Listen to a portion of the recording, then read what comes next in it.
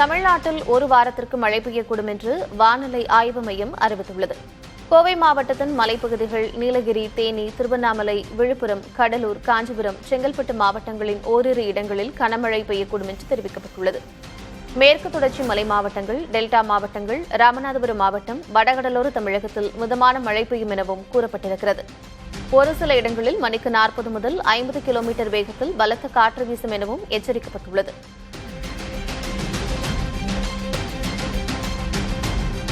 சென்னையில் ஒரு சில இடங்களில் இன்றும் நாளையும் மழைக்கு வாய்ப்புள்ளதாக வானிலை ஆய்வு மையம் தெரிவித்துள்ளது.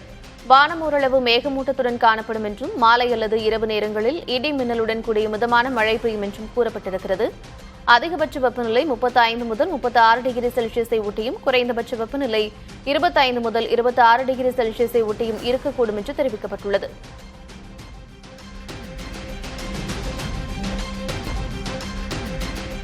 சென்னையில் சைதாப்பேட்டைக்கு உட்பட்ட பகுதிகளில் நீர்வளத்துறை அமைச்சர் ஆனந்த் திடீரென ஆய்வு மேற்கொண்டார். அடையாறு ஆற்றங்கரையோரம் அமைந்துள்ள திடீர் நகர் பகுதியில் நீண்ட காலமாக நிலவி வரும் சுகாதார சீர்கேடு மற்றும் கழிப்பறை வசதியின்மை குறித்து பொதுமக்கள் தொடர்ந்து கோரிக்கை வைத்து வந்த சூழலில் அமைச்சர் ஆனந்த் ஆய்வு நடத்தினார். அத்துடன் பொதுமக்களின் தேவைகளை உடனடியாக பூர்த்தி செய்ய நடவடிக்கை எடுக்கப்படும் என்று உறுதியளித்த அமைச்சர் ஆனந்த், வடகிழக்கு பருவமழை தொடங்குவதற்கு முன்னதாக அடையாறு ஆற்றில் தூர்வாரும் பணிகள் மேற்கொள்ளப்படும் என்று தெரிவித்தார்.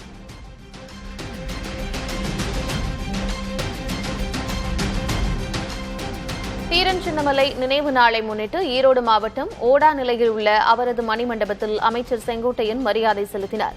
இந்த நிகழ்ச்சியில் பேசிய அமைச்சர் செங்கோட்டையன், தாவேக தலைவர் விஜய், எம்ஜிஆர், ஜெயலலிதா வழியில் நேர்மையான ஆட்சியை வழங்கி வருவதாக புகழாரம் சூட்டினார். அதனைத் தொடர்ந்து செய்தியாளர்களை சந்தித்த அவர், நல்லவர் ஆட்சியில் மழை பெய்யும் என்பது போல முதல்வர் விஜயின் நல்லாட்சியில் காவிரி ஆற்றில் உபரி நீர் வருவதாக தெரிவித்தார். ஆடி 18 என்று சொல்வார்கள், ஆடி பெருக்கு என்று சொல்வார்கள். இப்போது நம்முடைய முதல்வர் அவர்கள் பொறுப்பேற்றதற்கு பிறகு காவிரி ஆற்றிலே இன்றைக்கு ஆடி பெருக்கு வருகின்ற அளவிற்கு உபரி நீர்கள் மேலே இருந்து மேட்டூர் அணைக்கு வந்து கொண்டிருக்கிறது. அதேபோல எல்லா அணைகளும் இப்போது கூடுதலாக தண்ணீர் நிரம்புகிற நிலை உருவாக்கப்பட்டிருக்கிறது. ஆகவே நல்லவர் ஒருவர் ஆட்சியில் இருந்தால் மழை பெய்யும் என்று சொல்வார்கள். அதே போல நம்முடைய முதலமைச்சருடைய நல்லாட்சிக்கு முத்தாய்ப்பு வைத்ததை போல இந்த நிகழ்வுகள் நடைபெற்றுக் கொண்டிருக்கிறது. காவிரி நீர்பிடிப்பு பகுதிகளில் பெய்து வரும் தொடர் மழையால் KRS அணையின் நீர்மட்டம் 100 அடியை எட்டியது. அணைக்கு வினாடிக்கு 32,048 கன அடி நீர்வரத்து உள்ள நிலையில் 1,821 கன அடி நீர் வெளியேற்றப்படுகிறது. அணையின் தற்போதைய நீர் இருப்பு 23.079 TMC ஆக உள்ளது. கனமழை நீடித்தால் இன்னும் 10 நாட்களில் அணை முழு கொள்ளளவை எட்டும் என்று எதிர்பார்க்கப்படுகிறது. விழுப்புரம் மாவட்டம் திண்டிவனம் ஐயாசாமி தெருவில் நிலத்தடி நீரில் கழிவுநீர் கலந்து வருவதாக குற்றச்சாட்டு எழுந்திருக்கிறது. நிலத்தடி நீர் துர்நாற்றத்துடன் வருவதால் அதனை பயன்படுத்திய இருவர் உடல்நலம் பாதிக்கப்பட்டு மருத்துவமனையில் அனுமதிக்கப்பட்டதாக கூறப்படுகிறது. எனவே நகராட்சி நிர்வாகம் போர்க்கால அடிப்படையில் இப்பிரச்சினைக்கு தீர்வு காண வேண்டும் என்று பாதிக்கப்பட்டவர்கள் கோரிக்கை விடுத்துள்ளனர்.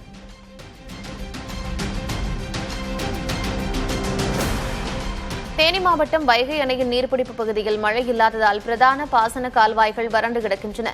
கேரளாவில் பெய்யும் மழையால் முல்லை பெரியாறு அணைக்கு நீர்வரத்து அதிகரித்து வருவதால் அங்கிருந்து வைகை அணைக்கு தண்ணீர் திறக்கப்படுமா என்று விவசாயிகள் எதிர்பார்த்து காத்திருக்கிறார்கள்.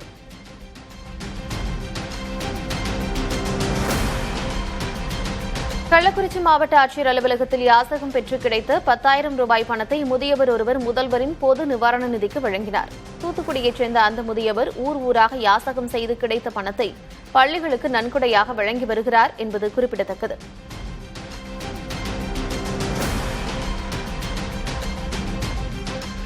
புதுக்கோட்டையில் கலைஞர் கருணாநிதி அரசு கலைக்கல்லூரியில் தொழிலாளர் நலத்துறை அமைச்சர் முகமது பர்வேஷ் மற்றும் மாவட்ட ஆட்சியர் அருணா ஆகியோர் திடீர் ஆய்வு மேற்கொண்டனர். கல்லூரியில் கழிப்பறை உள்ளிட்ட அடிப்படை வசதிகள் இல்லை என்று புகார் எழுந்திருக்கிறது.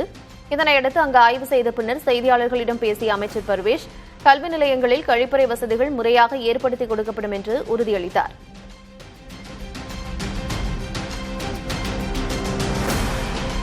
திருச்சி மாவட்டம் மணப்பாறை அருகே காவிரி குடிநீர் குழாயில் ஏற்பட்ட உடைப்பால் குடிநீர் வீணாகி வருகிறது. முத்துப்படையான்பட்டி அருகே உள்ள காவிரி குடிநீர் குழாயில் சில தினங்களுக்கு முன் உடைப்பு ஏற்பட்டதாக தெரிகிறது. இதனால் லட்சக்கணக்கான லிட்டர் காவிரி நீர் வீணாகி வருகிறது. தமிழ்நாட்டிற்கு உரிய காவிரி நீர் கிடைக்காத நிலையில் தற்போது குடிநீர் வீணாக்கி வருவதை தடுக்க அதிகாரிகள் நடவடிக்கை எடுக்கவில்லை என்று அந்த பகுதி மக்கள் வேதனை தெரிவித்துள்ளனர்.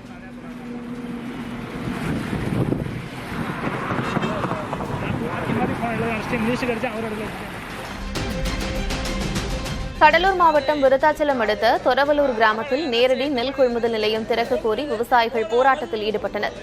ஒவ்வொரு ஆண்டும் செயல்பட்டு வந்த கொள்முதல் நிலையம் இந்த ஆண்டு திறக்கப்படாததால் நெல்லை விற்க முடியாமல் விவசாயிகள் பல கிலோமீட்டர் தூரம் செல்ல வேண்டிய அவலம் ஏற்பட்டிருக்கிறது.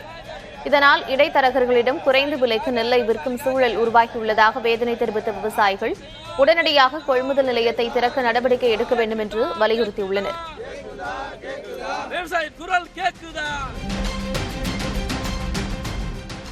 ஆடிப்பெருக்கு தினத்தையொட்டி ஈரோடு மாவட்டம் பவானிசாகர் அணை பூங்காவில் மக்கள் குவிந்தனர். அங்குள்ள படகு இல்லத்தில் குடும்பத்தோடு உற்சாகமாக படகு சவாரி செய்தனர். சிறுவர் சிறுமியர் ஊஞ்சலில் ஆடியும் சிறுவர் ரயில் உள்ளிட்டவற்றை பயணித்தும் மகிழ்ந்தனர். பொதுமக்களின் வருகை அதிகரித்ததால் மீன் உணவுகள் மற்றும் தின்பண்டங்களின் விற்பனை களை கட்டியது.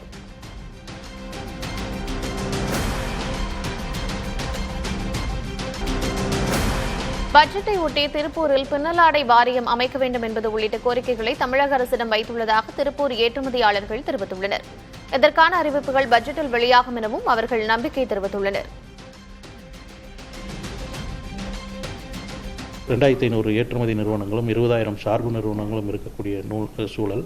இதை அரசாங்கத்திடம் பல்வேறு கோரிக்கைகளை ஒவ்வொரு தரப்பும் எடுத்துக்கொண்டு செல்வதில் இருக்கக்கூடிய சிக்கலை களைய பின்னலாடை வாரியம் என்று ஒன்று அமைக்கப்பட்டால் அரசாங்கத்தை அணுகுவதற்கு மிக எளிதாக இருக்கும் என்ற கோரிக்கையை வைத்திருக்கின்றோம். திருப்பூரிற்கு அடுத்த 5 வருடங்களுக்கு குறைந்தது 2 அல்லது 2.5 லட்சம் தொழிலாளர்கள் தேவைப்படக்கூடிய சூழல் ஏற்படுகிறது. ஏற்கனவே இங்கு இருக்கக்கூடிய புலம்பெயர் தொழிலாளர்களாகட்டும் வெளி மாவட்ட தொழிலாளர்களாகட்டும் அவர்களுக்கு தங்கும் வசதி ஏற்படுத்தி கொடுக்கக்கூடிய தங்களால் இயன்ற நிறுவனங்கள் அதற்கான கொள்ளளவு கொண்ட நிறுவனங்கள் ஏற்படுத்தி கொடுக்கின்றன.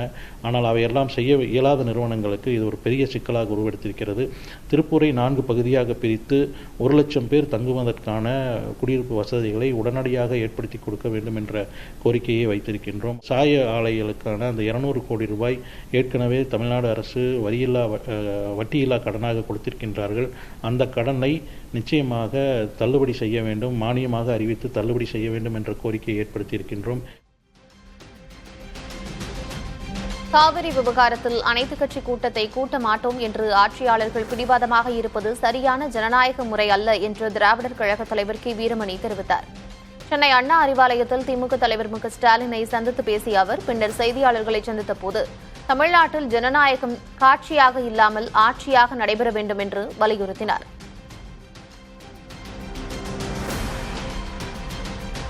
அனைத்து கட்சி கூட்டத்தை மேகதாது அணை பிரச்சனையை தடுக்கவும் காவிரி நதிநீர் பங்கீடு என்று சொல்வதை உரிய முறையில் செய்யவும் இருக்க வேண்டும் என்று சொல்ல வேண்டியதற்கு திட்டவட்டமாக பிடிவாதமாக நாங்கள் கூட்ட மாட்டோம் என்று ஆட்சியாளர் இருப்பது சரியான ஜனநாயக முறை அல்ல. ஜனநாயகம் என்பது முழுக்க அது காட்சியாக இருக்கிறதே தவிர ஆட்சியாக இல்லை. அதிமுக பொதுச் செயலர் எடப்பாடி கே. பழனிசாமி தங்களுக்கு அறிவித்த புதிய பொறுப்புகளை ஏற்கப் போவதில்லை என்று முன்னாள் அமைச்சர் SP வேலுமணி தெரிவித்துள்ளார். பழனியில் நத்தம் விஸ்வநாதன் CV சண்முகத்தோடு செய்தியாளர்களை சந்தித்த அவர் தங்களுக்கு பழைய பொறுப்புகளை வழங்க வேண்டும், சசிகலா உள்ளிட்டோரை கட்சியில் இணைக்க வேண்டும் என்று தெரிவித்தார். எல்லாத்துக்குமே அந்த எல்லா பழைய பதவிகள் அப்படி தொடர்ந்து சொல்லி சொன்னதுக்கு நாங்கள் கையில் சேர்ந்தோம். அவர் இதுவரை அது பண்ணல. அது மட்டும் இன்னைக்கு 200க்கு மேற்பட்டவர்கள் இன்னைக்கு மீண்டும் தொடர்ந்து டெய்லி நீக்கிட்டே இருக்கிறாங்க. இதெல்லாம் இருக்கக்கூடாது.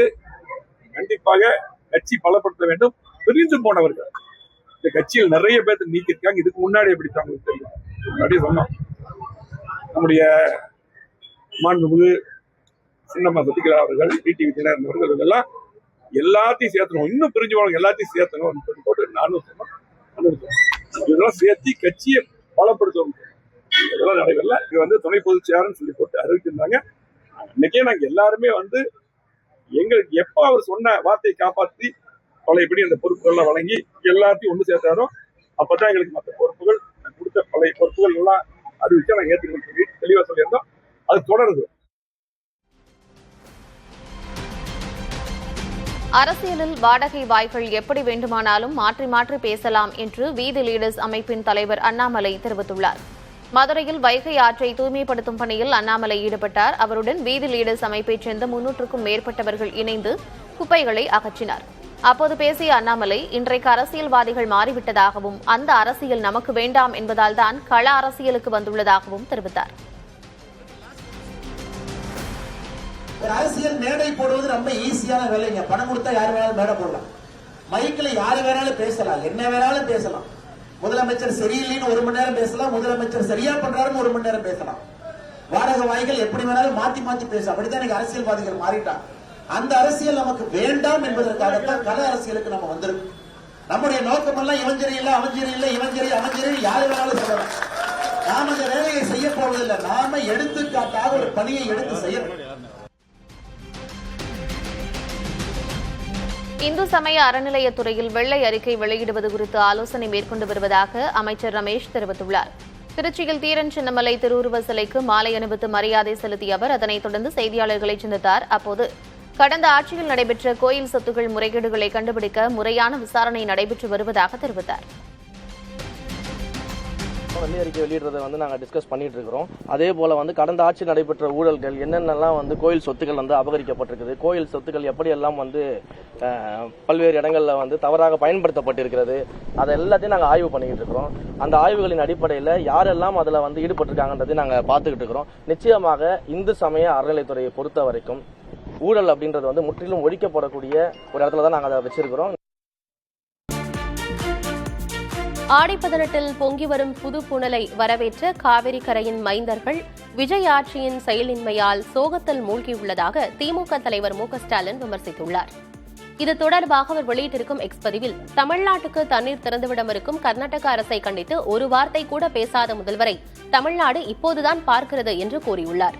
கர்நாடகாவுடன் பேச்சுவார்த்தைக்கு செல்ல துடியாய் துடிக்கும் தமிழ்நாடு முதல்வர் விஜய்க்கு கர்நாடகாவில் நடத்தப்பட்டது போல இங்கு அனைத்துக் கட்சி கூட்டம் நடத்த நேரமில்லையா என ஸ்டாலின் கேள்வி எழுப்பியுள்ளார். விவசாயிகளின் கண்ணீர் குறித்து கவலை கொள்ளாமல் அமைச்சர்கள் படம் பார்த்து கண்ணீர் வடிப்பதாக எதிர்க்கட்சித் தலைவர் உதயநிதி ஸ்டாலின் விமர்சித்துள்ளார். காவிரி விவகாரத்தில் தாவேக அரசை கண்டித்து தஞ்சையில் திமுகவினர் ஆர்ப்பாட்டத்தில் ஈடுபட்டனர். அப்போது உரையாற்றிய உதயநிதி மொத்த அமைச்சரவையும் ஜோக்கர் கூட்டம் போல் உள்ளதாக விமர்சனம் செய்தார். நீர்வளத்துறைக்கு ஒரு அமைச்சர் இருக்கிறார். இப்படி ஒரு அமைச்சர் நீங்க பார்த்திருக்கவே முடியாது. பத்திரிகையாளர் பார்த்தாரு திருட மாதிரி ஓடுறாரு, தலைதெறிச்சு ஓடுறாரு, எந்த கேள்விக்கு பதில் கிடையாது. வேளாண் துறை அமைச்சர் அப்படி ஒருத்தர் இருக்கிறாரு. என்ன தெரியுமா பண்ணிட்டு இருக்கிறாரு? இன்னைக்கு வேளாண் துறை அமைச்சர் வேளாண் பட்ஜெட்டை தூக்கிட்டு போய் திருப்பதிக்கு போய் பூஜை போட்டு கொண்டு வந்துட்டு இருக்கிறார். இன்னைக்கு விவசாயிகள் கண்ணீர் வச்சிட்டு இருக்கிறாங்க. ஆனா அமைச்சர்கள் என்ன பண்ணிட்டு இருக்கிறாங்க? சினிமா தியேட்டர்ல போய் படம் பார்த்துக்கிட்டு கண்ணீர் வடிச்சுக்கிட்டு மொத்த கேபினெட்டுமே ஒரு ஜோக்கர் கூட்டமாக இன்னைக்கு தமிழ்நாட்டில் அமைஞ்சிருக்கு. காவிரி விவகாரத்தில் தாவேக அரசுக்கு எதுவுமே தெரியவில்லை என அதிமுக பொதுச் செயலர் எடப்பாடி கே பழனிசாமி விமர்சித்துள்ளார். சென்னை கிண்டியில் செய்தியாளர்களை சந்தித்த அவர், தாவேக அரசு செயல்படுகிறதா என்ற கேள்வி எழுகிறது என்றார்.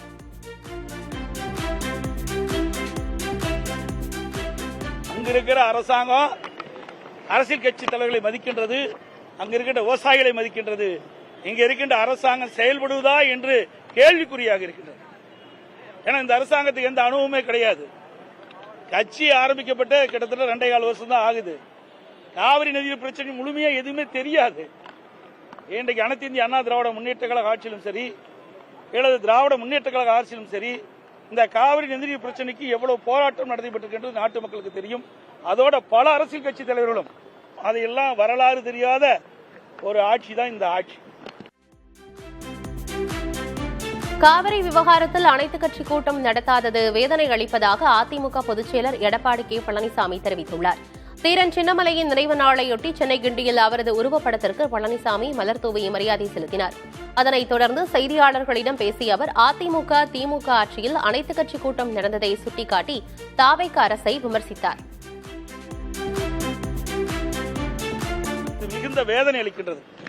இதற்கு முன்பு இருந்த அனைத்து இந்திய அண்ணா திராவிட முன்னேற்ற கழக ஆட்சியிலும் சரி, திராவிட முன்னேற்ற கழக ஆட்சியா இருந்தாலும் சரி, காவிரி நதிநீர் பிரச்சனையோ மேகதாது பிரச்சனையோ வருகின்ற பொழுது அனைத்து கட்சி தலைவர்களை கூட்டத்தை கூட்டி, விவசாய சங்க பிரதிநிதிகளுடைய கூட்டத்தை கூட்டி அவருடைய கருத்துக்களை கேட்டு சட்ட வல்லுநர் மூலமாக சட்ட ரீதியாக உச்சநீதிமன்றத்தில் சந்தித்து இன்றைக்கு காவிரி நதிநீர் பிரச்சனைக்கு ஒரு நிரந்தர தீர்வை அனைத்து இந்திய அண்ணா திராவிட முன்னேற்ற கழக ஆட்சியிலே நாங்கள் தீர்ப்பை பெற்றோம். அந்த தீர்ப்பை கூட இந்த அரசு காப்பாற்ற முடியாத ஒரு நிலையிலே இருக்கின்றது என்பதுதான் வேதனையான விஷயமாக பார்க்கப்படுகிறது. கர்நாடகா காவிரி நீர்பிடிப்பு பகுதிகள் மற்றும் கேரளாவில் பெய்து வரும் கனமழையால் கபினி மற்றும் கிருஷ்ணராஜசாகர் அணைகளுக்கு நீர்வரத்து தொடர்ந்து அதிகரித்து வருகிறது. கபினி அணைக்கு நீர்வரத்து வினாடிக்கு 31,746 கன அடியாக உள்ள நிலையில் உபரி நீர் திறப்பு 27,000 கன அடியாக உயர்த்தப்பட்டுள்ளது. 84 அடி கொள்ளளவு கொண்ட இந்த அணையின் நீர்மட்டம் தற்போது 82.59 அடியாக உள்ளது. அதேபோல கிருஷ்ணராஜசாகர் அணையின் நீர்மட்டம் 100 அடியை கடந்துள்ள நிலையில் அணைக்கு நீர்வரத்து வினாடிக்கு 32,048 கன அடியாக உயர்ந்துள்ளது.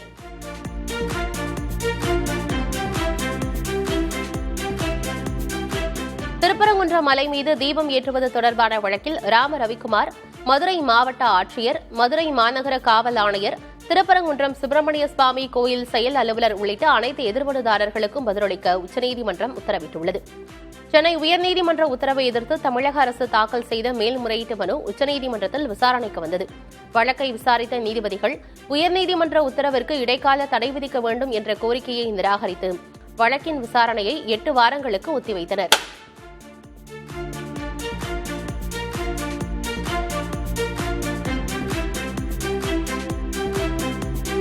முதல்வர் விஜய் குறித்து சர்ச்சைக்குரிய வகையில் பேசியதாக தொடரப்பட்ட வழக்கில் விளாத்திக்குளம் தொகுதி சட்டமன்ற உறுப்பினர் மார்க்கண்டேயனுக்கு சென்னை உயர்நீதிமன்றம் நிபந்தனை ஜாமீன் வழங்கி உத்தரவிட்டுள்ளது.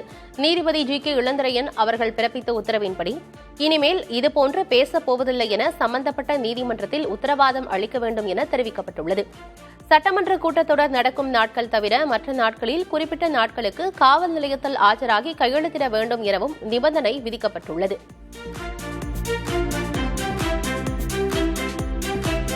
சாதி மதமற்றவர் என சான்று பெற விரும்புவோருக்கு உடனடியாக சான்று வழங்க கோரிய வழக்கில் தமிழக அரசு பதிலளிக்க உயர்நீதிமன்றம் உத்தரவிட்டுள்ளது. இது தொடர்பான சட்டம் இயற்ற தமிழக அரசுக்கு உத்தரவிடக் கோரி நடிகர் பார்த்திபன் தொடர்ந்த பொதுநல வழக்கு தலைமை நீதிபதி சுஷ்ருத் அரவிந்த் தர்மாதிகாரி மற்றும் நீதிபதி ஜி அருள்முருகன் அமர்வில் விசாரணைக்கு வந்தது.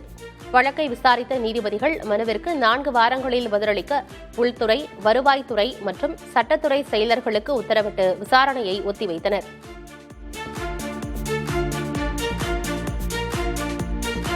மதுரை மாநகராட்சிக்கு உட்பட்ட கீரைத்துறை, மேல அனுப்பானடி மற்றும் அனுப்பானடி பகுதிகளில் கடந்த சில தினங்களாக கலங்கலான மற்றும் சுகாதாரமற்ற குடிநீர் விநியோகிக்கப்படுவதால் பொதுமக்கள் அச்சமடைந்துள்ளனர். நோய் பரவும் அபாயம் உள்ளதால் குழாய்களை ஆய்வு செய்து சுத்தமான குடிநீர் வழங்க நடவடிக்கை எடுக்க வேண்டும் என அப்பகுதி மக்கள் கோரிக்கை விடுத்துள்ளனர். சம்பந்தப்பட்ட பகுதிகளில் குடிநீர் குழாய்கள் மற்றும் விநியோக பாதைகள் ஆய்வு செய்யப்பட்டு வருவதாக மாநகராட்சி சார்பில் தெரிவிக்கப்பட்டுள்ளது.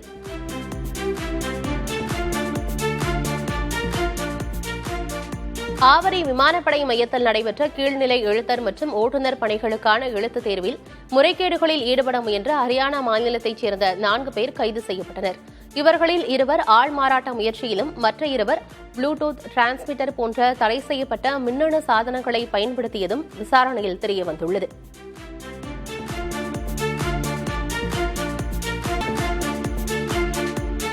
டெல்லி செல்ல முயன்ற தங்களை நாக்பூரில் தடுத்து நிறுத்தி மகாராஷ்டிரா போலீசார் பயங்கரவாதிகளைப் போல நடத்தியதாக தமிழக விவசாயிகள் வேதனை தெரிவித்துள்ளனர்.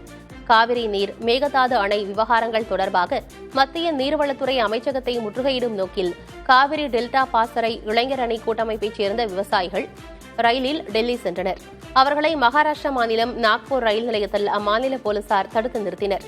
தங்களது வாழ்வாதாரத்துக்காக போராடச் சென்ற தமிழக விவசாயிகளுக்கு நாக்பூரில் நிகழ்ந்த அவலம் குறித்து புதிய தலைமுறையில் செய்தி வெளியானது. இதனை அறிந்த திமுக, பாமக உள்ளிட்ட பல்வேறு கட்சிகளைச் சேர்ந்த தலைவர்கள் கடும் கண்டனங்களை பதிவு செய்தனர். இதனையடுத்து தற்போது சென்னை திரும்பிய தமிழக விவசாயிகள் நாக்பூர் போலீசார் எங்களை இரவு முழுவதும் தூங்க முடியாத வகையில் கடும் கட்டுப்பாடுகளுடன் நடத்தியதாக குற்றம் சாட்டினர். மகாராஷ்டிரா மாநிலம் நாக்பூர் ஸ்டேஷன்ல கிட்டத்தட்ட நாக்பூர் போலீசார், மராட்டியா போலீசார் 100 பேரை கொண்ட குழு வந்து இறக்கி எங்களை ஸ்டேஷனுக்கு கொண்டு போய் கிட்டத்தட்ட 1.5 மணி நேரம் வச்சிருந்து திரும்ப வந்து தமிழ்நாடு எக்ஸ்பிரஸ் ட்ரெயின்ல வந்து கட்டாயப்படுத்தி, அது எந்த ஒரு வசதி இல்லாத ட்ரெயின். நாங்க என்ன சார், தமிழ்நாடு விவசாயிகள் வந்து போராடத்தான் டெல்லிக்கு போனோம், நாங்க என்ன பாகிஸ்தான் தீவிரவாதிகளா? அந்த மாதிரி கட்டாயப்படுத்தி எங்களை வந்து ஒரு சாதாரண எந்த சக பயணம் தொடர்பு இல்லாம ஒரு தனி கேரேஜில் போட்டு அடைச்சு இரவு ஃபுல்லா நாங்க தூக்கம் இல்லாம கக்கு சோரத்தில் படுத்துக்கிட்டு வந்து இறங்கி இருக்கோம். இல்ல நாங்க பாகிஸ்தான் தீவிரவாதிகளா? நாக்பூர்ல இருந்து தற்போது தமிழ்நாடு வரை எங்களுக்கு அவ்வளவு ப்ரொடெக்ஷன். இது வந்து உண்மையாவே விவசாயிகளை வந்து ஒரு ஒடுக்குமுறை நிகழ்ச்சியாக மத்திய அரசு நடந்து கொண்டிருக்கு. நாக்பூரில் தமிழக விவசாயிகள் ரயிலிலிருந்து இறக்கிவிடப்பட்டது குறித்து முதல்வர் விஜய் கேள்வி கேட்காதது ஏன் என எதிர்க்கட்சித் தலைவர் உதயநிதி ஸ்டாலின் கேள்வி எழுப்பியுள்ளார். தஞ்சையில் நடைபெற்ற ஆர்ப்பாட்டத்தில் பேசிய அவர், மகாராஷ்டிராவில் பாஜக ஆட்சி நடப்பதால் தான் இச்சம்பவத்தை முதல்வர் விஜய் கண்டிக்கவில்லை என விமர்சித்தார்.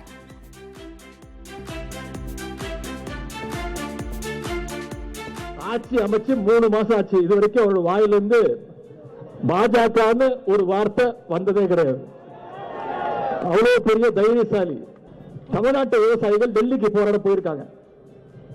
நம்முடைய விவசாயிகளை மகாராஷ்டிரா காவல்துறை பாதியில வழிமறிச்சு, நாக்பூர்ல ரயில வழிமறிச்சு பாதியில அவங்களை இறக்கி விட்டு மீண்டும் தமிழ்நாட்டுக்கு போக சொல்லிட்டாங்க. இதை கண்டிச்சு நம்முடைய தலைவர் அவர்கள் அறிக்கை விட்டாங்க. அனைத்து எதிர்க்கட்சிகளும் அறிக்கை விட்டோம். இதை பத்தி முதலமைச்சர் வாய் திறக்கல. ஏன்? மகாராஷ்டிரா நடக்கிறது பாஜக ஆட்சி. அவங்களை எழுத்து பேசுறதுக்கோ இங்க இருக்கக்கூடிய முதலமைச்சருக்கு துப்பு இல்ல, திராணி இல்ல. சுதந்திர போராட்ட வீரர் தீரன் சின்னமலையின் 221வது நினைவு நாளையொட்டி தமிழ்நாடு அரசு சார்பில் மரியாதை செலுத்தப்பட்டது.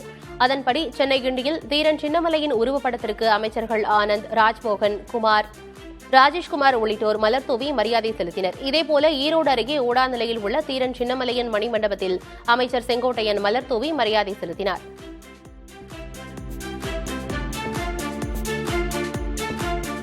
கனிம பயன்பாட்டை முறைப்படுத்த அரசுக்கு முழு அதிகாரம் உள்ளதாக சென்னை உயர்நீதிமன்றத்தின் மதுரை கிளை தெரிவித்துள்ளது. பிற மாநிலங்களுக்கு கருங்கல், ஜல்லி மற்றும் எம்சான் உள்ளிட்ட கனிமங்களை கொண்டு செல்வதற்கு தமிழக அரசு விதித்த 3 மாத தடையை எதிர்த்து தொடரப்பட்ட வழக்கு மதுரை உயர்நீதிமன்ற கிளையில் விசாரணைக்கு வந்தது. கனிம பயன்பாட்டை முறைப்படுத்த அரசுக்கு முழு அதிகாரம் உள்ளதாக தெரிவித்த நீதிபதிகள் இதுகுறித்து விரிவான பதில் மனுவை தாக்கல் செய்ய தமிழக அரசுக்கு உத்தரவிட்டு விசாரணையை வரும் 10ஆம் தேதிக்கு ஒத்திவைத்தனர்.